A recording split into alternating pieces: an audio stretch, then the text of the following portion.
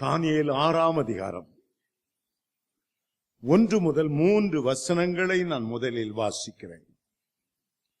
ராஜ்யம் முழுவதையும் ஆளும்படிக்கு தன் ராஜ்யத்தின் மேல் 120 தேசாதிபதிகளையும் ராஜாவுக்கு நஷ்டம் வராதபடி அந்த தேசாதிபதிகள் கணக்கு ஒப்புவிக்கிறதற்காக அவர்களுக்கு மேலாக 3 பிரதானிகளையும் ஏற்படுத்துவது தரிவுக்கு நலமென்று கண்டது. அவர்களில் தானியேலும் ஒருவனாய் இருந்தார். இப்படி இருக்கையில் தானியேல் பிரதானிகளுக்கும் தேசாதிபதிகளுக்கும் மேற்பட்டவனாய் இருந்தான். தானியேலுக்குள் விசேஷித்த ஆவி இருந்தமையால் அவனை ராஜ்யம் முழுவதற்கும் அதிகாரியாக ஏற்படுத்த ராஜா நினைத்தான். இந்த தானியேல் 6ஆம் அதிகாரம் வாசிப்பதற்கு ரொம்ப சுவையுள்ளதாகவும் நம்முடைய இருதயம் ஆண்டவர் மேல் அதிக பற்றுள்ளதாய் இருக்க வழி நடத்துகிறதாயும் அதிகமான நம்பிக்கையும் விசுவாசத்தையும் நமக்குள்ளே கொண்டு வருகிறதாகவும் இருக்கிறது. வேதத்திலே நான் மிக விரும்பி நேசிக்கிற 5 வேத பகுதிகள் பரிசுத்தவான்கள் செய்த வீர தீர செயல்கள். முதலாவது ஆதியாகமம் 14ஆம் அதிகாரத்தில் ஆபிரகாம் தனக்கும் தன்னுடைய 318 வீட்டு வேலைக்காரர்களுக்கும் ஆயுதம் தரித்து ஜெயித்து போய்கொண்டிருக்கிற 4 பெரிய ராஜாக்களை பின்தொடர்ந்து போய் அவர்களை முறியடித்து லோத்தையும் அவருடைய குடும்பத்தையும் மீட்டு கொண்டதை வாசிக்கும் போது எனக்கு ரொம்ப ஆச்சரியமா இருந்தது. அது வயது முதிர்ந்த நிலைமையில தன்னுடைய வீட்டுல வேலைக்காரர்கள் அவர்கள் போர் வீரர்கள் அல்ல, ஒரு யுத்த களத்தையும் கண்டவர்கள் அல்ல. ஆனால் ஜெயங்கொண்டு 5 ராஜாக்களை சிறைப்பிடித்துக் கொண்டு போகிற 4 ராஜாக்களுடைய படை வீரர்களுக்கு எதிர்ப்போய் அவர்களை ஜெயித்து கொண்டு வருவது சாதாரண காரியம் அல்ல. வாசிக்கும் போது அவ்வளவு ஆச்சரியமா இருக்கிறது. தாவீது சிறுவனாயிருந்தும் கோலியாத் ராட்சச உருவமாய் வரும்போது அவனுக்கு பின்னால் அவ்வளவு பெலிஸ்திய படைகள் இருக்கும்போது தீரமாய் எதிர்கொண்டு போய் அவர்களை எல்லாம் முறியடித்து கோலியாத்தை கொன்று அவனுடைய தலையை வெட்டி வாங்கி வருகிற இந்த சம்பவம் புல்லரிக்கிறதா இருக்கிறது. 3வது ஒரு சம்பவம், எலியா தனியாய் கர்மேல் பர்வதத்தில் மேல் நின்று 450 பாகால் தீர்க்கதரிசிகள் 400 தோப்பு விக்கிர பூசாரிகள் கர்த்தரே தேவம் என்று முழங்கி வானத்திலிருந்து அக்கினியை இறங்க பண்ணி அவர்களை எல்லாம் வெட்டி போட்ட சம்பவம் உள்ளத்துக்கு மிகுந்த மகிழ்ச்சியாக இருக்கிறது.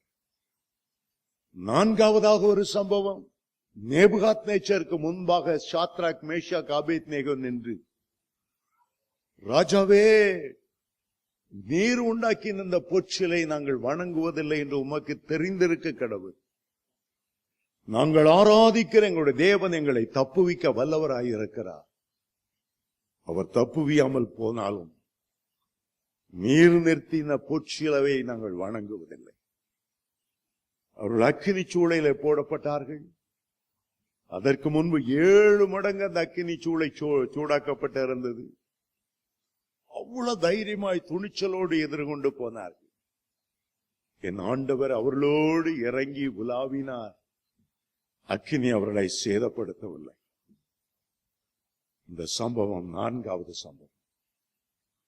5வது ஒரு சம்பவத்தை தான் இன்றைக்கு நாம் படிக்க போகிறோம். தானியேலுக்கு விரோதமாய் பிரதானிகள் எல்லாம் சதி செய்து ராஜாவுக்கு ஒரு ப்ரமோஷன் அந்த பிரதானிகள் கொடுத்து உம்மை கடவுள் ஸ்தானத்துக்கு உயர்த்தினோம். 30 நாளளவும் இந்த 120 தேசத்தில் உள்ள ஒரு ஜனங்களாவது உம்மை தவிர வேற எந்த கடவுளையும் கும்பிடக்கூடாது. நீர் ராஜாவா மட்டுமல்ல, இப்போ கடவுளாகவும் மாறுறீர். 30 நாளுக்கு உமக்கு ஒரு ட்ரையல் போஸ்ட். ராஜா அதுக்கு கையெழுத்திட்டார். அப்படி வணங்கினால் சிங்க கெபியிலே போடப்பட வேண்டும் என்று. தானியேல் வணங்கவில்லை, ராஜாவை வணங்கவில்லை. ராஜாவை தவிர வேறு யாரையும் வணங்கக்கூடாது என்ற சட்டத்துக்கு கீழ்ப்படியவில்லை. ஒவ்வொரு நாளும் தான் செய்து வந்தபடியே தன்னுடைய வீட்டின் மாடிகளை ஏறினார். தன்னுடைய ஜன்னல்களை எருசலேம் தேவாலயத்துக்கு நேராய் திறந்து வைத்தார். 3 வேளை அவர் ஜெபம் பண்ணினார். முடிவாக அவர் சிங்க கெபியிலே போடப்பட வேண்டியது. ஆண்டவர் எவ்விதமாய் அந்த சிங்கங்கள் சேதப்படுத்தாதபடி அவைகளின் வாய்களை கட்டி போட்டார் என்பதைத்தான் இந்த 6ஆம் அதிகாரத்தில் படிக்கிறோம். தானியேலுக்கு விரோதமாய் சதி செய்த அத்தனை பேரையும் தரியு ராஜா அதே கெபியிலே போட்ட போது அவர்கள் கீழே விழுவதற்கு முன்பாகவே சிங்கங்கள் பாய்ந்து அவர்களை கொன்று இரையாக்கி கொண்டன. தானியேலின் தேவனே தேவன் என்று அந்த தரியு ராஜா அறிந்து கொண்டார். அந்த சிங்க கெபியிலே தானியேல் நிற்கிற காட்சியை பாருங்க. உலக பிரகாரமான சிங்கங்கள் இருக்கின்றன, பசியோடு இருக்கிற சிங்கங்கள் இருக்கின்றன. அதே நேரம் காணக்கூடாத சிங்கங்களும் அங்கே இருக்கின்றன. ஒரு சிங்கம், பிசாசு என்கிற சிங்கம், அவனை குறித்து 1 பேதுரு 5:8 வேதம் சொல்லுகிறது, எவனை விழுங்கலாமோ என்று வகை தேடி சுற்றி திரிகிற சிங்கம். அந்த சிங்கத்தினுடைய தூண்டுதலினால் தான், பிசாசின் தூண்டுதலினால் தான் பிரதானிகள் தானியேலுக்கு விரோதமாய் சதி செய்தார். அங்கே இன்னொரு சிங்கம் நின்று கொண்டிருக்கிறது. அவர்தான் தாவீதின் வேரும் யூதா கோத்திரத்து ராஜ சிங்கமுமானவர். வெளிப்படுத்தல் 5:5. இன்னும் அந்த சிங்கம், யூத ராஜ சிங்கத்தின் மகனான சிங்க குட்டியான தானியேல் நிற்கிறார். உலக பிரகாரமான சிங்கங்கள் நிற்கின்றன. அந்த கெபியிலே எத்தனை சிங்கங்கள் இருக்கிறது என்று எழுதப்படவில்லை. ஏராளமான சிங்கங்கள் அங்கே நின்றிருக்கக்கூடும். எனக்கு ஒரு தேவ ஊழிய ஒரு சிறு கதை சொன்னார். ஏற்கனவே நம்முடைய சபையில சொல்லி இருக்கிறேன் என்றாலும் பரவாயில்ல, நிறைய பேர் புதுசா வந்திருக்கீங்க.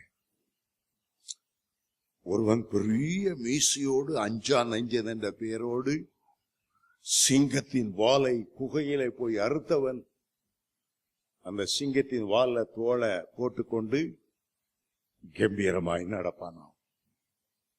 எல்லாருக்கும் அவனை பார்த்தா பயம். ஒரு நாள் ஒரு ஆள் அவனை கேட்டார், ஐயா, சிங்க குவிக்குள்ள போனீங்களா? ஆமா. வாலை நீங்களே வெட்டினீங்களா? ஆமா. ஏன் தலையை வெட்டாம வாலை வெட்டினீங்க? அவர் சொன்னாராம், 3 நாளைக்கு முன்னால வேற ஒருத்தன் தலை வெட்டிட்டு போயிட்டான். அப்படின்னா என்ன அர்த்தம்? இவரு செத்த பாம்பு அடிச்சிருக்கார். தலைய ஒருத்தன் 3 நாளைக்கு முன்னால வெட்டிட்டு போயிட்டானா? அதுக்கு பிறகு அழுகி நாடுற சிங்கத்துடைய வாலை வெட்டி தோல்ல போட்டு அஞ்சான். தாவீதுக்கு விரோதமாய் ஒரு முறை சிங்கம் வந்தது. தாவீதுடைய ஆட்டை ஒன்றை பிடித்து கொண்டு போன போது தாவீது விட்டு விடவில்லை. சிங்கத்தை பின்னால துரத்தி போய் தன்னுடைய கோலினால் மண்டையில் அடித்து அவருடைய வாய்க்கு தப்பு வைத்தார். அந்த சிங்கம் அங்கேயே மரித்து போனது. ஆண்டவருடைய கோலும் தடியும் நம்மை தேற்றும், சாத்தானாகிய சிங்கத்தின் கடைவாய் பற்களை தகர்ப்பதற்கு கல்வாரி சிலுவையிலே நம்முடைய ஆண்டவர் வல்லமை உள்ளவராயிருந்தார். சிம்சோன் போய்கொண்டிருந்த போது எதிரே ஒரு சிங்கம் வந்தது. அது பால சிங்கம், இளம் வயதில் உள்ள வல்லமையான மிகுந்த பலனுள்ள சிங்கம். அந்த சிங்கத்தை சிம்சோன் பிடித்தார். எப்படி பேக்ல இருந்து ஜிப்ப சர்ன்னு இறக்குவாங்களோ அதை போல வாய சர்ன்னு கிழிச்சு தூக்கி தூர போட்டு அவர் பாட்டு போயிட்டார்.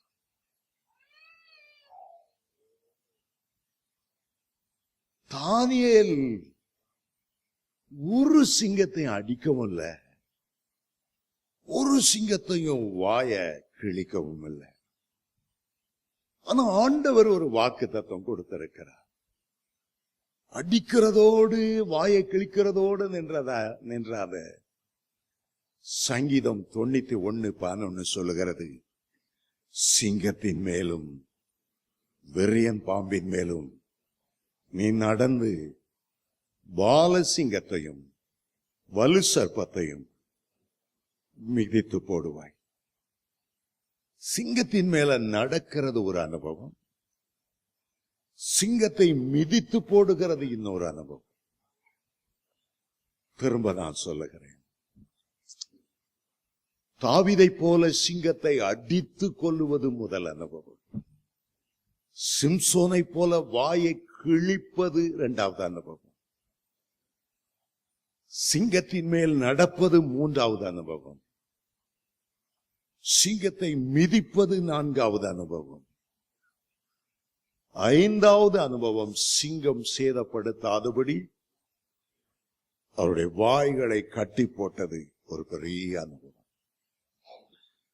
ஒரு பக்தனி விதமாய் சொன்னார், தானியேல் சிங்க கெபியிலே நின்றது ஒரே ஒரு இரவு. ஆனால் உண்மையிலேயே தாவீது தன்னுடைய 17ஆம் வயதிலிருந்து 90வது வயதிலே அவர் மரணம் அடைகிற வரையிலும் அந்த அரண்மனையில இருந்த அவ்வளவு சிங்கங்கள் மத்தியில தான் வாழ்ந்தார். சிங்கங்களைப் போல சீறுகிற பொறாமை பிடித்த ஜனங்கள் மத்தியில தான் அவர் வாழ்ந்தார். நீங்களும் சொல்லலாம், ஐயோ தாவீது சிங்க கெபியில நின்றது போல எங்க உறவினர் மத்தியில எப்போதும் எங்க வீட்டுக்கு விரோதமா சூனியை செய்து செய்வினை செய்து நாங்க அழிஞ்சு போயிடக்கூடாதா என்று எண்ணுகிற மக்கள் மத்தியில நான் வாழ்கிறேன், பொறாமைக்காரர்கள் மத்தியில வாழ்கிறேன், வீணாய் குற்றம் கண்டுபிடிக்கிறவர்கள் மத்தியில நான் வாழ்கிறேன். எங்களுடைய ஆபீஸ்ல எனக்கு விரோதமா கோல் மூட்டுறவங்க ஏராளம், பின்னால் குழி வெட்டுகிறவங்க ஏராளம். தானியேல் ஒரு நாள் அல்ல, பாபிலோனுக்கு என்றைக்கு அவர் வந்தாரோ அதிலிருந்து அவர் சிங்கங்கள் மத்தியில தான் வாழ்ந்தார். நேபுகாத்நேச்சார் ஒரு சிங்கம் போல கோப வெறியுள்ள ஒரு மனுஷன். அவருடைய மகன், அவருடைய பேரன் பெல்சாசார், பல ராஜாக்கள், 4-5 ராஜாக்கள் கடந்து போனார்.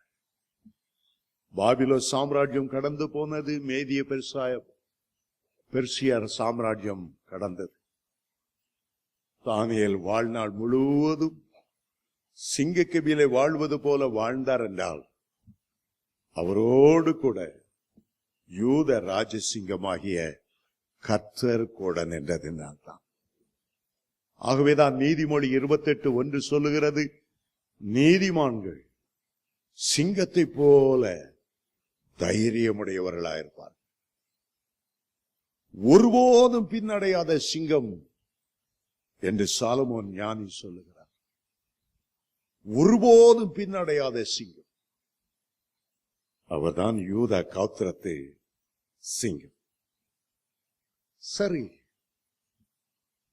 பெல்சசார் ராஜ்யத்திலும் சரி, நேபுகாத்நேச்சார் காலத்திலும் சரி, தானியேல் உயர்ந்த இடத்திலே அவர் அமர்ந்திருந்தார்.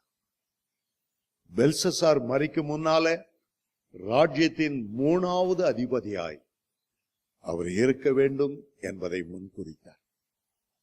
முதல் அதிபதி ராஜா, 2வது அதிபதி ராணுவங்களின் தலைவர், எல்லா பாபிலோன் ராணுவங்களை நடத்தி செல்கிறவர்.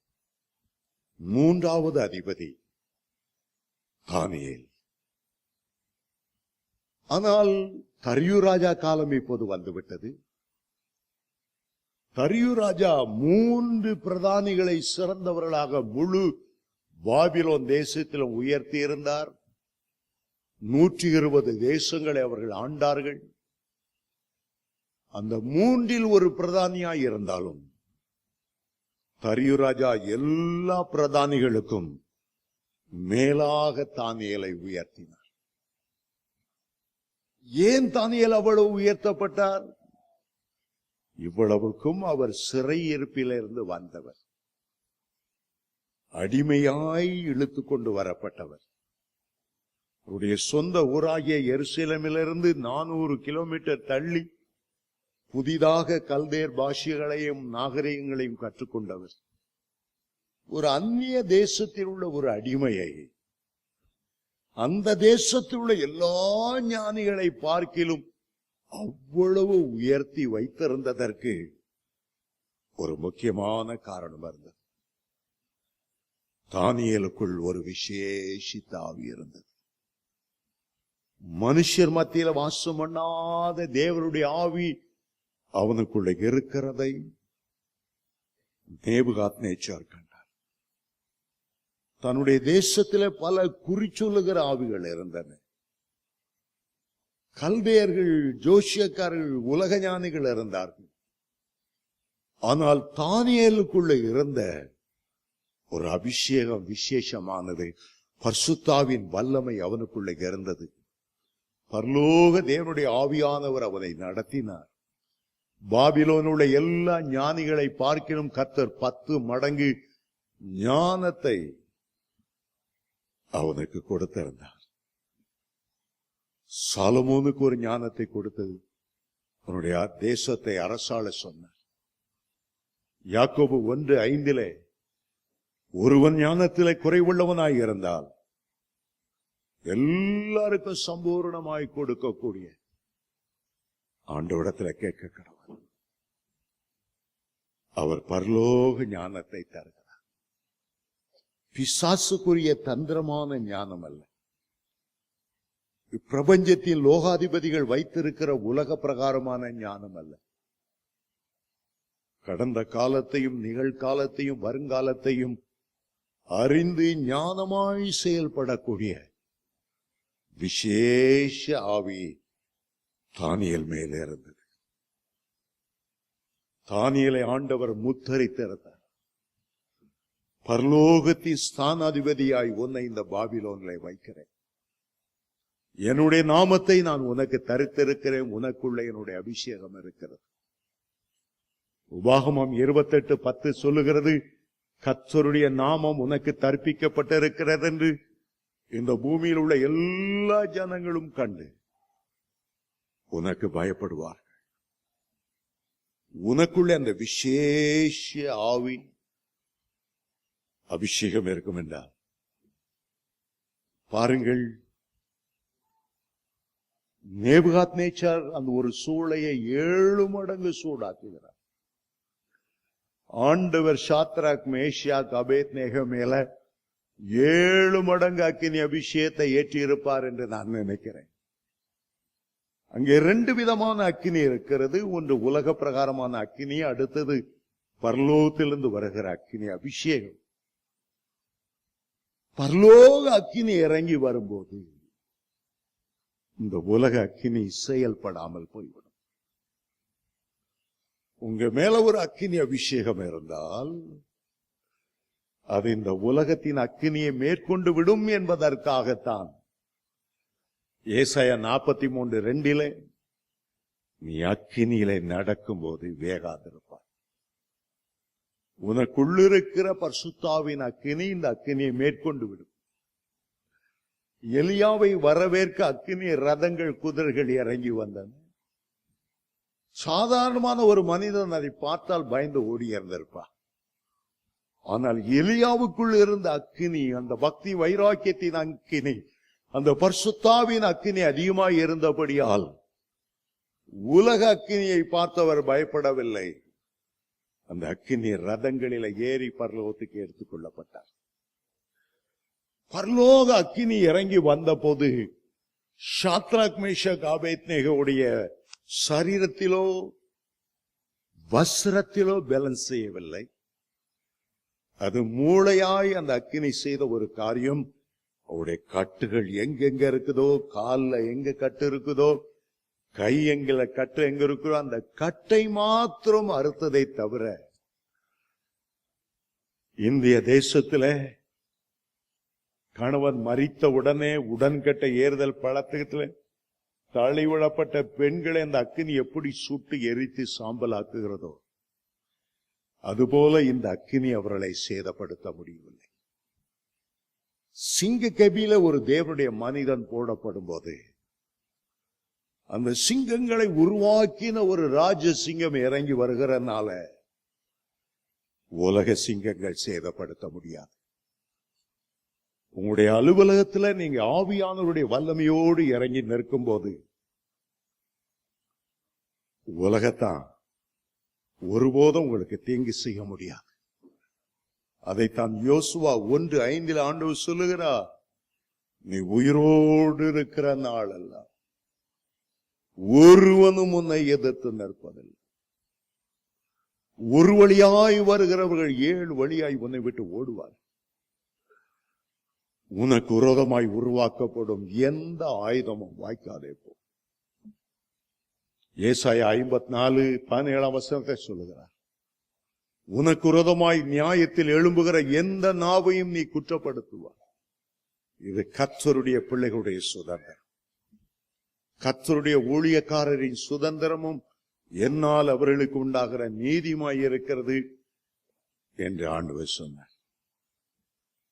தானியேல் அவ்வளவு உயர்த்தப்பட்டபடியால் கீழே இருந்த அத்தனை 100 அதிபதிகளுக்கும் தேசாதிபதிகளுக்கும் ஒரு பொறாமை, மற்ற 3 பிராணிகளுக்கும் கூட பொறாமை. என்ன இவன் ஒரு அயல் நாட்டில இருந்து இங்க வந்து இப்படி உயர்ந்த நிலைமைக்கு வந்துட்டானே, நம்ம போல ஒரு ஆளா இருந்தாலும் பரவாயில்ல, நமக்கு மேல ராஜா தலையில தூக்கி வச்சுட்டு ஆடுறாரு, இவன் ஒரு துரோகி, பாபிலோன் தேசத்துக்கு வந்தாச்சு, ஒரு பாபிலோனை போல ஒரு வாழாம அந்த எருசலேமுக்குத்தான் உண்மையா இருக்கிறான், இஸ்ரவேல் தேசத்தான் உண்மையா இருக்கிறான். சாதாரணமா இந்தியாவும் பாகிஸ்தானும் கிரிக்கெட் விளையாடுது, ஃபுட்பால் விளையாடுது. இந்தியா தோத்து போச்சு வச்சுக்கொள்வோம், பாகிஸ்தான்ல ஒரே கொண்டாட்டமா இருக்கும், பரவாயில்ல. ஆனா உங்க வீட்டுக்கு பக்கத்துல சிலர் பாகிஸ்தானியருக்கு சப்போர்ட் பண்ணி இங்க வெடி வெடிச்சு கொண்டாடுனா நீங்க என்ன சொல்லுவீங்க? பச்சை துரோகிகள், இவனெல்லாம் பாகிஸ்தானுக்கு விரட்டணும். இந்தியா தோத்து போச்சு கிரிக்கெட்ல, நாங்க வேதனையா இருக்குமே, வெடி விட்டு சந்தோஷத்தை. அதே போலதான் அன்றைக்கு பாபிலோன்ல இவன் வாழ்ந்தாலும் ஒரு பாபிலோனா இருக்கவில்லை, அவனுக்கு சிட்டிஷிப் கொடுத்திருக்கு, பாபிலோன்ல பெரிய அதிகாரி. ஆனா இவன் இஸ்ரவேலின் தேவனை கும்பிடுகிறான், பாபிலோனின் தேவனை கும்பிடல. ஆகவே அவர்கள் ஒரு சதி செய்தார்கள். தானியேல் மேல எந்த விஷயத்துல குற்றம் கண்டுபிடிக்கலான்னு பார்த்து கொண்டே இருந்தார். உலக பிரகாரமான எந்த காரியத்திலும் உன் மேல குற்றம் கண்டுபிடிக்க முடியல. பண விஷயத்துல உண்மை உள்ளவனா இருக்கிறான், பெண்கள் விஷயத்துல உண்மை உள்ளவனா இருக்கிறான், சொத்துக்களை வாங்குறதோ ரியல் எஸ்டேட் அது உண்மையா இருக்கான். எந்த விதத்துல அவனை குற்றம் கண்டுபிடிக்கவே முடியல. குற்றம் கண்டுபிடிக்கணும்னா வேதத்தின்படி உள்ள காரியத்துல தேவனை பற்றிய காரியத்துல மட்டும்தான் அவனை குற்றம் கண்டுபிடிக்கணும். ஆகவே அவர்கள் மண்டையை உடைத்து உடைத்து எப்படி இவனுக்கு விரோதமாய் சதி செய்யலாம், எப்படி இவனை ராஜாவுக்கு முன்பாக ஒரு குற்றவாளியை போல நிறுத்தலாம், எல்லாம் யோசிச்ச பிறகு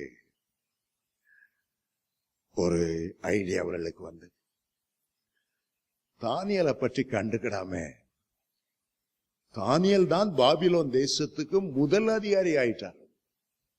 3 பிரதானிகளில் ஒருவனாயிருந்தும் 3 பேருக்கு மேற்பட்டவனாய் தானியலை அவ்வளவு உயர்ந்த ஸ்தானத்தில் வைத்திருந்தார். ராஜாட்ட போய் மெதுவா ஆரம்பிக்கிறாங்க. ராஜாவே, எங்களுக்கு ராஜா மட்டுமல்ல, எங்களுக்கு நீ தேவனாகவும் இருக்கிறீ. ராஜாவுக்கு பெரிய சந்தோஷம். இதுவரை நம்ம எல்லாரும் ராஜான்னு தான் சொன்னாங்க, இப்போ மெட்ராஸ் மேயரை மாதிரி வணக்கத்துக்குரிய மேயர், கும்பிடக்கூடிய ஒரு மேயர், ஆராதிக்கக்கூடிய ஒரு மேயர்ங்கிற மாதிரி 30 நாளுக்கு உமக்கு கடவுள் போஸ்ட் கொடுக்கணும். இந்த 30 நாள் வரைக்கும் ஒருவனாயிலும் வேற எந்த கடவுளையும் கும்பிடக்கூடாது. சாத்தான் அப்படித்தான் ஆதாம் ஏவாளை வஞ்சித்தான். ஆதாம் ஏவாளை பார்த்து, நீங்க எல்லாம் ஆண்டவருடைய பிள்ளைகள், எவ்வளவு நல்ல பிள்ளைகளா இருக்கிறீங்க, எப்போ நீங்க கடவுளுக்கு ஈக்குவலா மாறுவீங்க, இந்த பழத்தை சாப்பிட்டு பாருங்க, அடடா உங்க கண்கள் திறக்கப்பட்டிருக்கும், நீங்கள் தேவனை போல மாறுவீங்க. சாத்தானுக்கு வந்த சோதனையும் பரலோகத்துல அதுதான். வடது புறத்தில் உள்ள ஆராதனை கூடத்துல ஏறணும், தேவனுக்கு ஒப்பாய் இருக்கணும் தான் அவன் விரும்பினானா. அதத்தான் ஏசாயா 14, எசேக்கியேல் 18 அதிகாரத்துல 12ஆம் வசனத்தை வாசிச்சா, தேவனுக்கு ஒப்பாய் இருக்கணும் அவன் விரும்பினா. ஆதாம் ஏவாளுக்குள்ள அதே எண்ணத்தை தான் கொண்டு வந்தான். இங்க தரியு ராஜாக்குள்ளே அதான் கொண்டு வந்தான். நம்ம தேசத்துல பாருங்க, நிறைய மனித தெய்வங்களை சாத்தான் தெய்வம் போல வச்சுட்டான். சாய்பாபா தான் கடவுள்னு எத்தனை பேர் கும்பிடுறாங்க. மேல் மருத்துவத்தூர்ல உள்ள ஒரு ஆம்பளை ஆசாமியா அம்மான்னு ஒரு தெய்வம் வந்து ஆக்கிரமிச்சு அதை எவ்வளவு பேர் கும்பிடுறாங்க. நம்ம ஊர்ல கடவுள்களுக்கு, மனித கடவுள்களுக்கு பஞ்சமே இல்லை. நிறைய அம்மா தெய்வங்கள் வந்துச்சு. கேரளாக்குள்ள போனா கொச்சின்ல எல்லாம் அமீர்தாயின்னு ஒரு அம்மா, ஒரு ஆம்பளையால கட்டி முத்தமிட்டா அவன் கோடீஸ்வரன் ஆயிடுவான். அப்படி பல தங்களையே தெய்வமாக்கி கொள்ளுகிற பல ஆவிகள். இந்த ஆவியை தான் கொண்டு தரியு ராஜாவுக்கு பிரதானிகள் பொறுத்துனாங்க. ராஜாவே, 30 நாள் அளவோ ஒருத்தரும் கும்பிடக்கூடாது. ராஜாவுக்கும் அப்படி ஐஸ் வச்ச உடனே, நமக்கு ப்ரமோஷன் கொடுத்து கடவுளாக்கிட்டாங்கன்னு உடனே யார்ட்டையும் கன்சல்ட் பண்ணல. அது சரிதானா தப்பா? தானியல் அந்த ராஜாவுக்கு பெரிய பிரதானியா இருந்தாலும் தானியல்கிட்ட கூட கேட்கல. ஆஹா, எனக்கு கடவுள் அப்பாயின்மெண்ட் உடனே சைன் பண்ணிட்டார் அவர். 30 நாளளவும் ஒருவரையும் நீ கும்பிடக்கூடாது. அந்த சட்டம் நிறைவேற்றப்பட்ட. இப்போ தானியலுக்கு ஒரு பெரிய எடுக்கணை அவர்கள் கொடுத்ததாக எண்ணினார். ஒரு டாப் ரேங்க்ல இருக்கிற ஒரு ஆபீசர், IAS ஆபீசர், சட்டத்துக்கு கீழ்ப்படியல் என்றா அவர் ஆபீசராக இருக்க முடியாது. இப்போ தானியலுக்கு என்ன நடக்கிறது? ஒவ்வொரு பிரஜையும் தன்னுடைய தேசத்தின் சட்டம் எதுவா இருந்தாலும் கீழ்ப்படியும். சட்டம் தெரியாது என்று யாரும் சொல்ல முடியாது. நீங்க சட்டத்தை படிப்பீர்கள் என்றால் முதல்ல எழுதுற வாக்கியம் என்ன? ignorance of law is no excuse. சட்டம் தெரியாதுங்கிறது நீ தப்புகிற ஒரு வழி அல்ல. எல்லா அதிகாரமும் கட்டளத்திலிருந்து வருகிறது. மேலான அதிகாரத்துக்கு கீழ்ப்படிய வேண்டும். ஆனா தானியேலை பார்த்தார். அவருக்கு தெரிந்தது சட்டம் இயற்றப்பட்டது, சிங்க கெபியிலே போடப்படுவார்கள். ஆனாலும் அந்த சட்டத்தை அவர் மதிக்கவில்லை. இந்த ராஜாவுக்கு மேலாய் ஒரு ராஜா இருக்கிறார், அவருக்குத்தான் நான் முதலாவது கீழ்ப்படிவேன். கீழே உள்ள ஒரு சின்ன அதிகாரி போட்ட சட்டத்துக்கு கீழ்ப்படிய வேண்டியதில்லை. அதைவிட வானத்திலும் பூமியிலும் சகல அதிகாரமுடைய ராஜாதி ராஜாவுக்கு தான் கீழ்ப்படிவேன். இங்கே ராஜாக்கள் வருவார்கள், போவார்கள், ஆட்சிகள் மாறும், ஆட்சிகள் கவிழும். ராஜாதி ராஜா என்றென்றைக்கும் ஆளுகை செய்கிறவர். அவருடைய ஆளுகைக்கு ஒரு முடிவே இல்லை. நமக்குள்ள ஒரு பெரிய கேள்வி, அரசாங்க சட்டத்துக்கு கீழ்ப்படியலாமா? எந்த அரசாங்க சட்டம் கர்த்தருடைய சட்டத்துக்கு இணைந்து போகிறதோ கீழ்ப்படியும். ராஜாதி ராஜாவுடைய சட்டத்துக்கு எந்த சட்டங்கள் எதிர்ப்பாய் இருக்கிறதோ கீழ்ப்படிய வேண்டிய அவசியம் இல்லை. ஒரு பிள்ளைகள் பெற்றோருக்கு கீழ்ப்படிய வேண்டியது நியாயம். பெற்றோர்கள் பொய் சொல்ல கற்றுக் கொடுப்பார்கள் என்றால் நீங்கள் அதை கீழ்ப்படிய வேண்டியதில்லை. ஆகவேதான் எபேசியர் 6ஆம் அதிகாரம் 1ஆம் வசனம் சொல்லுகிறது, பிள்ளைகளே கர்த்தருக்குள் உடைய பெற்றோருக்கு கீழ்ப்படியுங்கள். மனைவிமார் கணவனுக்கு கீழ்ப்படியணும். எனக்கு தெரியும், ராணுவத்தில் ஒரு பெரிய அதிகாரி, அவருடைய மனைவி அந்த அதிகாரி ரொம்ப மதிப்பாள், நேசிப்பாள். பக்தியுள்ள 2 குழந்தைகள் இருந்தது. அவர் சொன்னார், இன்னைக்கு ஒரு பார்ட்டிக்கு போறோம், என் நண்பர்களுக்கெல்லாம் நீ மதுபானம் ஊற்றி கொடுக்கணும், என்னுடைய நண்பர்களோடு நீ கரம் பிடித்து டான்ஸ் ஆடணும். அவள் சொன்னாள், எல்லா விதத்திலும் நான் உங்களுக்கு கீழ்ப்படிவேன். மற்றவர்களுக்கு மதுபானம் ஊற்றி கொடுப்பதோ மற்ற ராணுவ அதிகாரிகளோடு கைகோர்த்து நடனமாடுவதோ என்னால் முடியாது. நான் தீட்டுப்பட மாட்டேன். தானியேல் எப்படி ராஜாவின் போஜனத்தாலும் திராட்சை ரசத்தாலும் தீட்டுப்பட மாட்டேன் என்று உறுதியாய் நின்றாரோ, அந்த பெண் உறுதியாய் நின்றார். அவளையும் 2 பிள்ளைகளையும் அந்த ராணுவ அதிகாரி துரத்தினார். பரவாயில்லை, டெல்லியிலிருந்து சென்னைக்கு வந்து ஒரு சின்ன வேலையில சேர்ந்த அந்த 2 பிள்ளைகளையும் கர்த்தருக்கு ஏற்ற வழியில வளர்த்தி சிறந்தவர்களாய் கொண்டு வந்தார். இந்த அம்மாவை பார்க்கும் போதெல்லாம் எனக்கு ஆச்சரியமாயிருக்கும். ஆகவே பாருங்கள், தானியேல் தன்னுடைய வீட்டுக்கு வந்தார். எப்போதும் அவருக்கு ஜெபிக்கிறதுக்கு தன்னுடைய வீட்டில் ஒரு மேல் அறை உண்டாக்கி இருந்தார். அந்த மேல் அறையில் உள்ள ஜன்னல்களை எருசலேமுக்கு நேராய் திறந்து வைத்திருந்தார். யூதருடைய பழக்கம் மேல் வீட்டு அறையிலே தங்களுக்கு ஒரு ஜெப இடத்தை உண்டாக்குவது.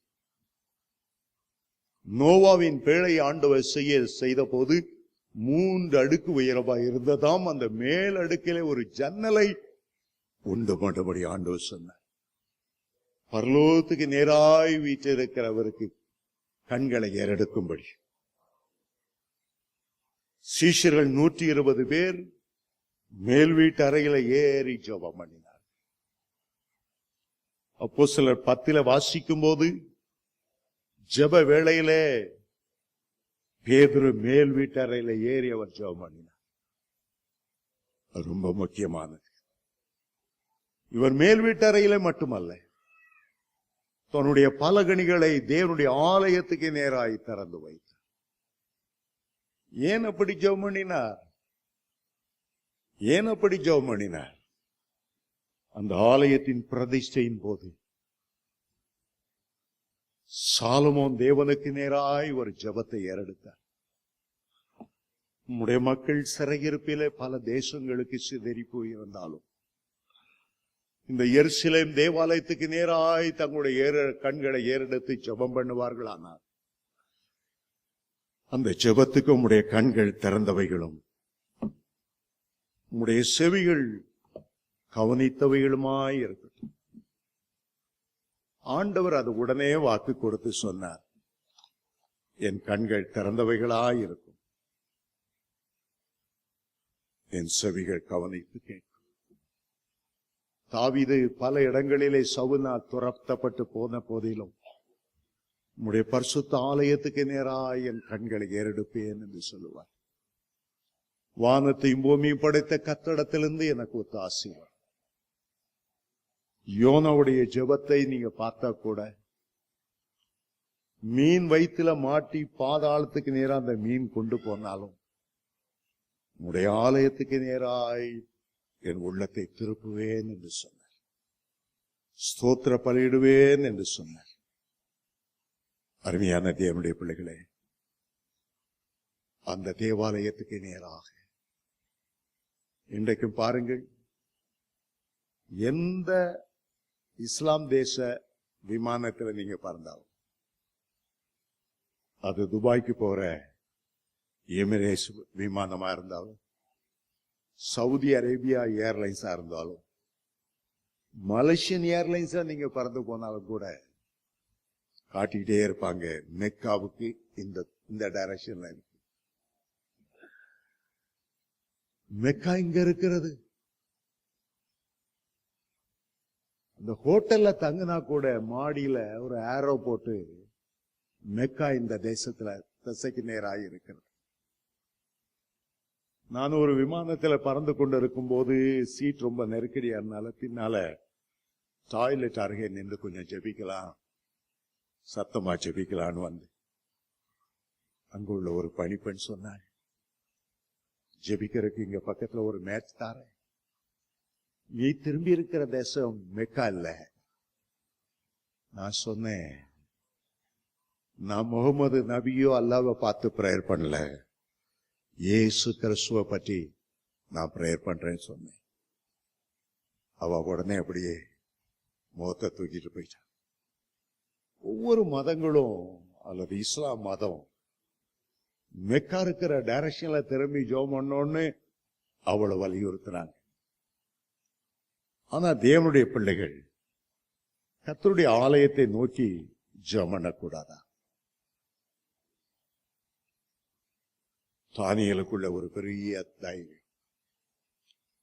அவனுடைய இருதயம் மனித இருதயம் அல்ல, ராஜாதி சிங்க குட்டி. ஒரு தைரியம், பின்னடையாத தைரியம், ஒருபோதும் பின்னடையாத சிங்கம், பலமுள்ள சிங்கம். தானியேல் ஒரு சிங்க குட்டியை போல இருந்தார்.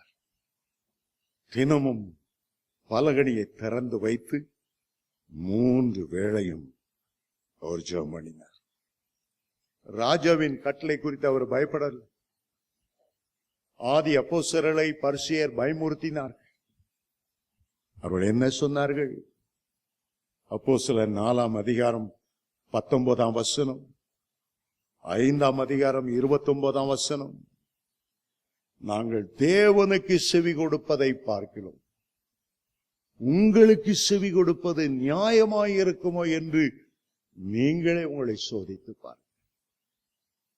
வானத்தையும் பூமி உண்டாக்கின கர்த்தரை துதிப்பதை விட்டுவிட்டு நம்முடைய சுவாசத்தை தன்னுடைய கையில வைத்திருக்கிறவர், நம்முடைய இருதய துடிப்பை தன்னுடைய கையில வைத்திருக்கிறவர், அவரை நோக்கி ஜெபிப்பது எவ்வளவு உத்தமமான காரியம்.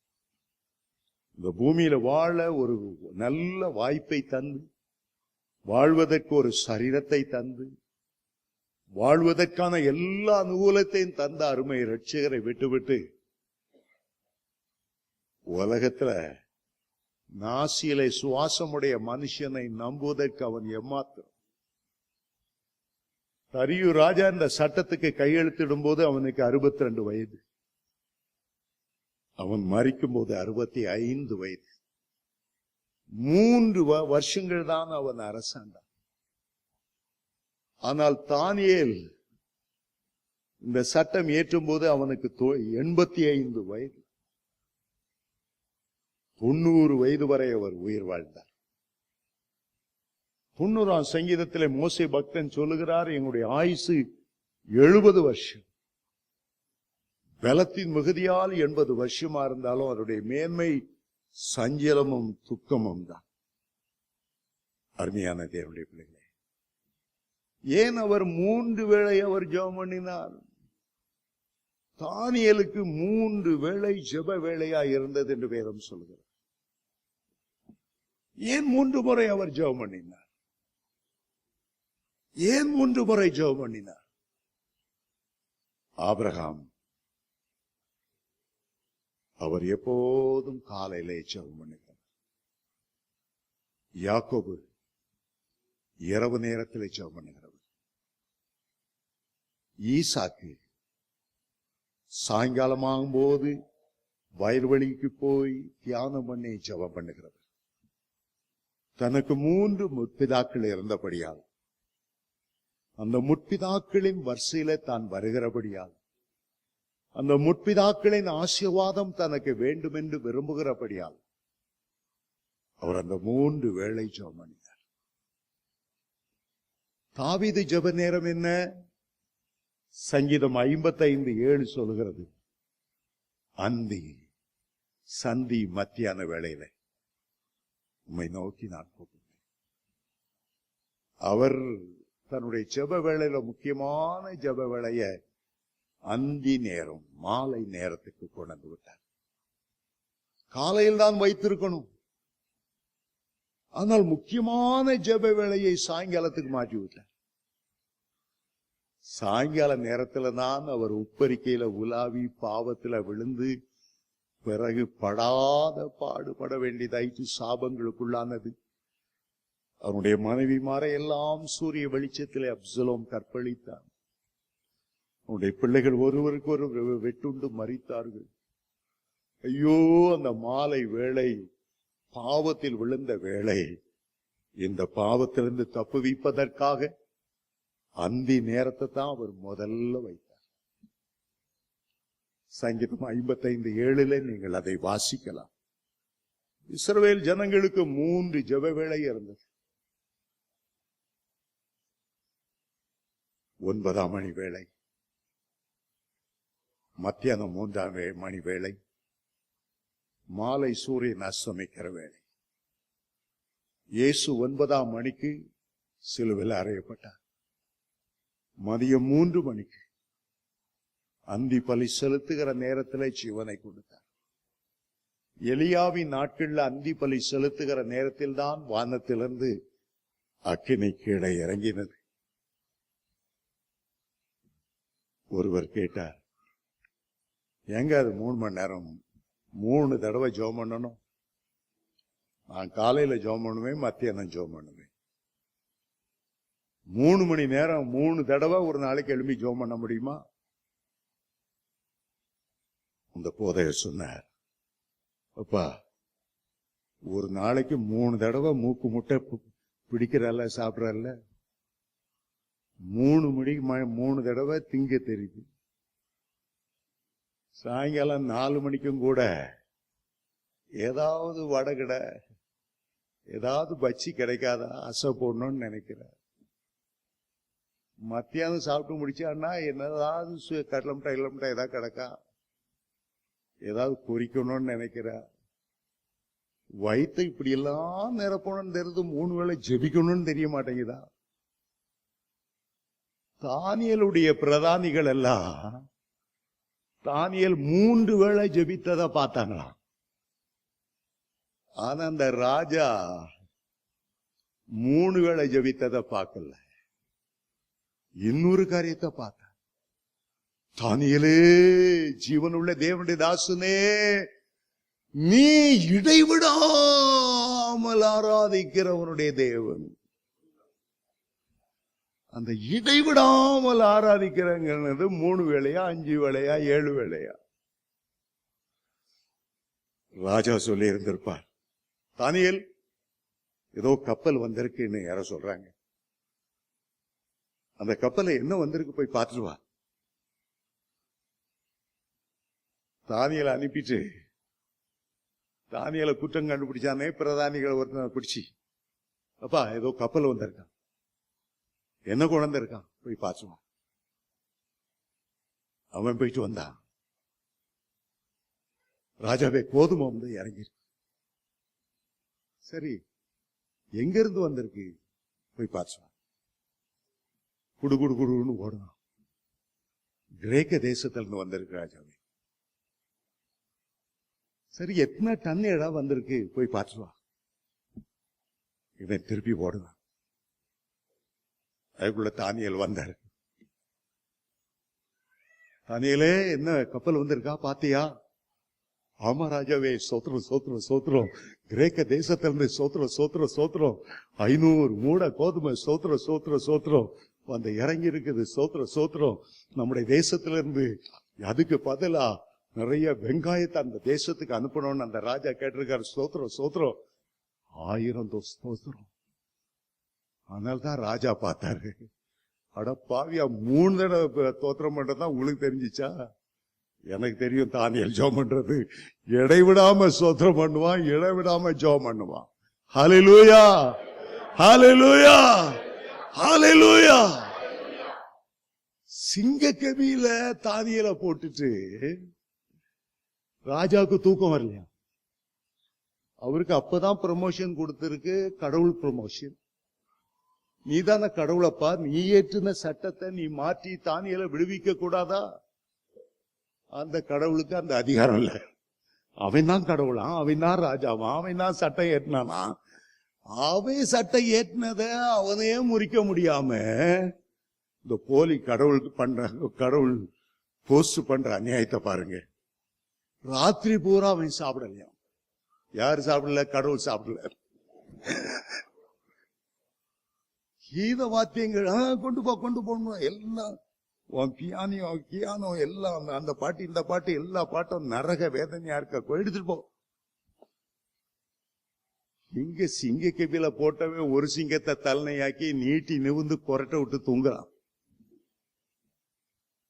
பேதுருவ ஏரோது பிடிச்சு ஜெயில போட்ட போது அவனுக்கு கவலையே இல்லை.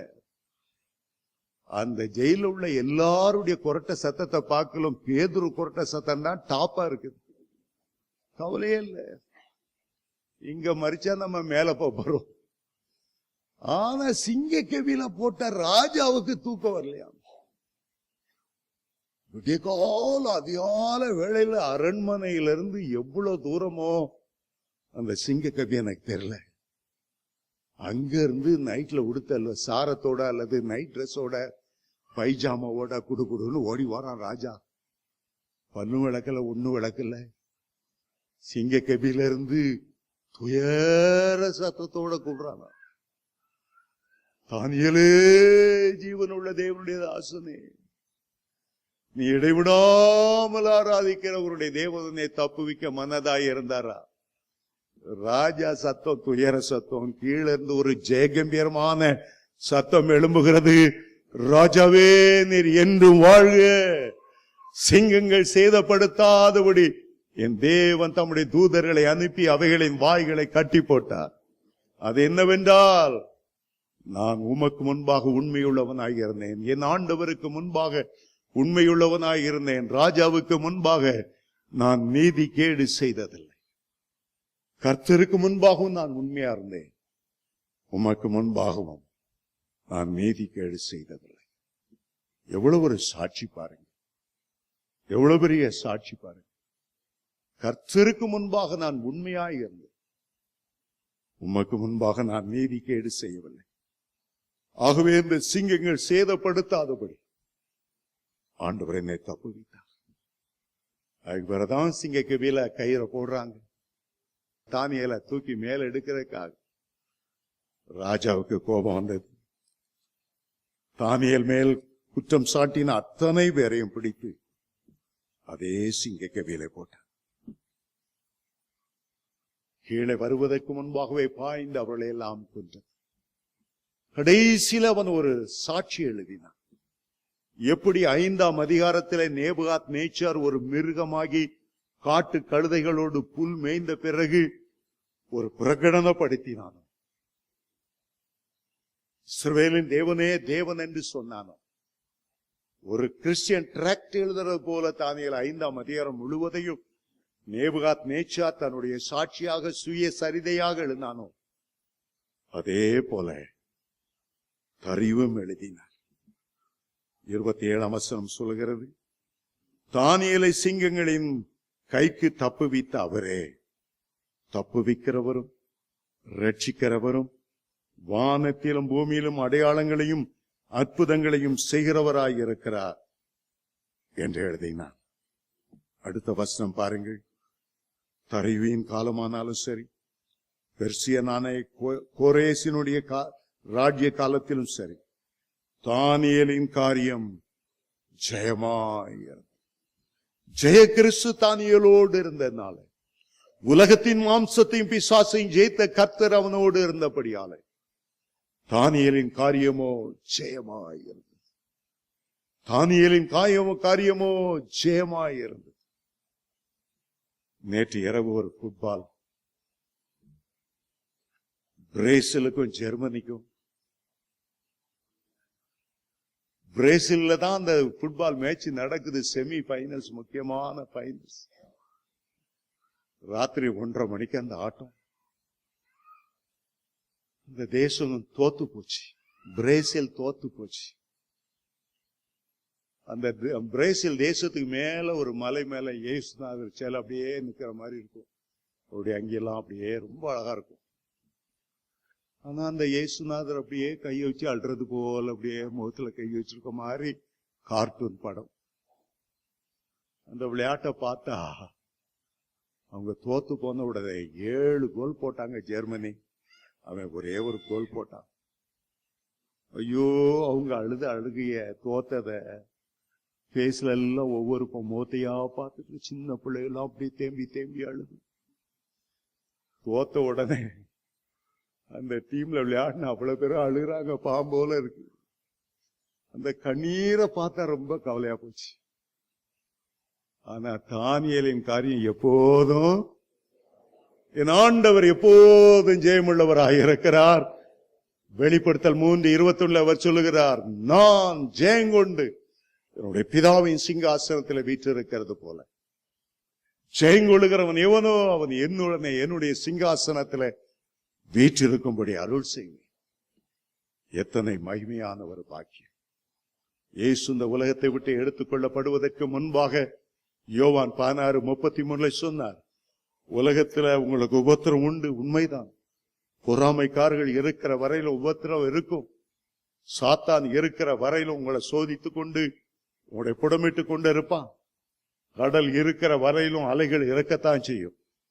ஆனாலும் திடன் கொள்ளுங்க, நான் உலகத்தை ஜெயித்தேன். யோவான் 16:33. ஜெயங்கொள்ளும்படியாக நாம் அழைக்கப்பட்டு இருக்கிறோம். கர்த்தர் உங்களுக்கு ஜெயத்தின் மேல் ஜெயத்தை தருவார். இப்போது எழுந்து நின்று நாம் ஜெபிக்க போகிறோம். பாஸ்டர் ஆஸ்பான் அவர்கள் ஜெபத்தில் நடத்துவார்கள்.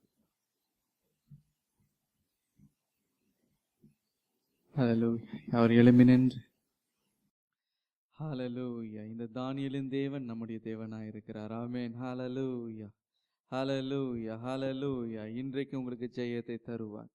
ஹல்லேலூயா. இன்றைக்கு ஒரு தீர்மானம் எடுப்போமா? ஆண்டவரே, நான் உம்மை தேடுவேன் ஆண்டவரே. ஹல்லேலூயா. தானியேலை போல் ஆண்டவரே நான் ஜெபிப்பேன் என்ற ஒரு தீர்மானத்தை எடுப்போமா? ஹல்லேலூயா. ஆண்டவர் உங்களுக்கு ஜெயத்தை கட்டளையிடுவார். The Lord will give you victory. ஒரு ஜெயத்தை ஆண்டவர் உங்களுக்கு கட்டளையிடுவார். ஹல்லேலூயா. கொஞ்ச நேரம் ஆண்டவரை துதிங்க. ஹல்லேலூயா. வாய்களை திறந்து துதிங்க. ஹல்லேலூயா. அவருடைய பலன் உங்களுடைய சரீரத்தில் இறங்கி கொண்டிருக்கிறது. எல்லாம் ஜெபம் பண்ண விடாதபடி தடுக்கிற எல்லாம் கட்டுகளும் ரீபாபா ஷஹதுலாமா ரீகாபா பாபா எல்லாம் சோர்வுகளும் விலகி போகிறது. ஹல்லேலூயா, ஹல்லேலூயா, ஹல்லேலூயா. எல்லா கனநித்திரையின் ஆவிகளும் விலகுகிறது. ஓ ராபா தலமா ஷஹதுனா தரமா, அவருடைய பிரசனத்தை உணர முடியாதபடிக்கு தடையாயிருக்கிற ஒவ்வொரு தடைகளும் இப்பொழுது ஆண்டவர் விலக்கி கொண்டிருக்கிறார். ஹalleluya ஹalleluya. ஒரு ஜெபத்தின் ஆவியை இப்பொழுது ஊற்றுகிறார் ஊற்றுகிறார் ஊற்றுகிறார் ஊற்றுகிறார் ஊற்றுகிறார் ஊற்றுகிறார். ஓ ராபா தலபா ஷகதுனா தரமா, ஓ ராபா தீனேமி ஷகதுனா தரமா. இப்பொழுது இப்பொழுது இப்பொழுது ஒரு அக்கினி இறங்குகிறது. ஓ ராபா தலமா ஷகதுனா தரமா, ஓ ரகபா தன தரமா. இப்பொழுது இப்பொழுது இப்பொழுது ஆண்டவனை நிரப்புகிறார் நிரப்புகிறார் நிரப்புகிறார் நிரப்புகிறார் நிரப்புகிறார். எல்லாம் தடைகளும் விலகுகிறது, எல்லாம் பிசாசின் கட்டுகளும் முறிக்கப்படுகிறது. ஓ ரஹபா தனமா ஷகதுனா தரமா. எல்லா சோர்வுகளும் விலகுகிறது இயேசுவின் நாமத்தினாலே, இயேசுவின் நாமத்தினாலே, இயேசுவின் நாமத்தினாலே. ஹalleluya ஹalleluya. ஒரு பொழுது நீங்க வெட்கப்பட்டு போவதில்லை, ஒரு பொழுது நீ வெட்கப்பட்டு போவதில்லை. ஹalleluya ஹalleluya. இயேசு ஜெய கம்பீரமுள்ளவராக ஹalleluya நமத்தில் உலாவிக் கொண்டிருக்கிறார். உனக்கு ஜெயத்தை கொடுக்கும்படி, உன்னை தூக்கி எடுக்கும்படி, உன்னை நிலைநிறுத்தும்படி, உன்னை ஆசீர்வதிக்கும்படி ஓ நமத்தில் உலாவிக் கொண்டிருக்கிறார். ஓ ரகபா துலபா ஷகதுனா தரமா, ஓ ரதன தரமா. இனி உனக்கு தோல்வி இல்லை, இனி உனக்கு தோல்வி இல்லை, இனி உனக்கு தோல்வி இல்லை. ஹalleluya. ஜெயத்தை கட்டளிடுகிறார். உன் வாழ்க்கையில ஜெயத்தை கட்டளிடுகிறார். உன் குடும்பத்துல ஜெயத்தை கட்டளிடுகிறார். பிள்ளைகளுடைய வாழ்க்கையில ஜெயத்தை கட்டளிடுகிறார். ஓ ரஹபா தரமா.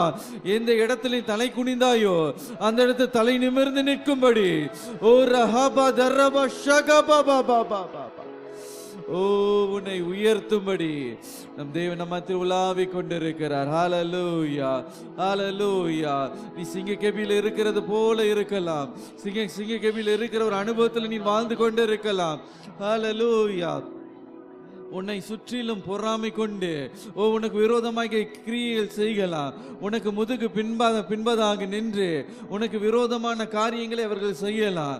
ஆனால் ஆண்டவர் சொல்லுகிறார், உனக்கு விரோதமாய் உருவாக்கும் எந்த ஆயுதமும் வாய்க்காதே போகும். ஹalleluya. நீ ஆண்டவரோடு இருக்கிறபடியினாலே, அவருடைய கரத்தை பிடித்திருக்கிறபடியினாலே நீ வெட்கப்பட்டு போவதில்லை. ஹalleluya. நீ வாளாகாமல் நீ தலையாயிருப்பாய், நீ கீழாமல் நீ மேலாயிருப்பாய் என்ற வார்த்தையின்படி தேவனுடைய ஆசீர்வதித்து உயர்த்துவார். ஹalleluya. அந்த தானியேலின் தேவன் நம்முடைய தேவனாய் இருக்கிறார். ஹalleluya. கரங்களை தட்டி ஆண்டவரை மகிமைப்படுத்துவோமா? ஓ ரபா தலபா ஷகபா Baba Baba. glory glory glory glory glory. தகப்பனே உமக்கு நன்றி, உமக்கு நன்றி ஆண்டவரே. இந்த நாளில் அப்பா நம்முடைய பிள்ளைகளை பேர் பேராய் தனிப்பட்ட விதத்தை தொட்டு ஆசீர்வதித்து ஆண்டவரே அவர்களை தேவைகள் எல்லாவற்றையும் சந்தித்து அவர்களை ஆண்டவரே நீர் உயர்த்த வேண்டும் என்று ஜெபிக்கிறேன். உம்முடைய சமாதானம் அவர்களோடு கடந்து செல்லுவதாக. ஆவியானவரே கரம் பிடித்து இவர்களை வழி நடத்துங்கப்பா. இயேசு கிறிஸ்து மூலம் ஜெபிக்கிறேன் நல்ல பிதாவே.